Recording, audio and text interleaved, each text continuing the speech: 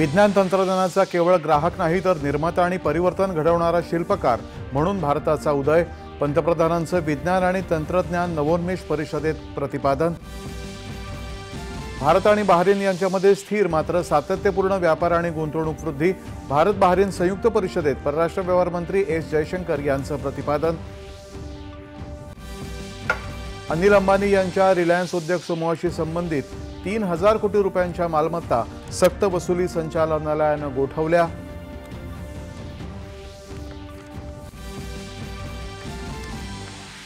विरोधी पक्ष राज्यामध्ये फेक नरेटिव्ह पसरवून जनतेची दिशाभूल करण्याचं राजकारण करत आहे। भाजपा नेते आणि सांस्कृतिक मंत्री आशिष शेलार यांनी केली टीका। बिहार विधानसभा निवडणुकीच्या पहिल्या टप्प्याच्या प्रचाराचा आज शेवटचा दिवस। सत्ताधारी आणि विरोधी नेत्यांच्या प्रचार सभा आणि रॅली।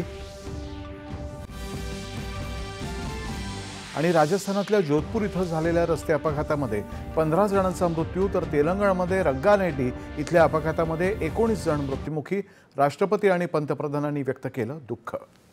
नमस्कार, 4:30च्या बातमीपत्रात मी योगेश कोलते आपलं स्वागत करतो।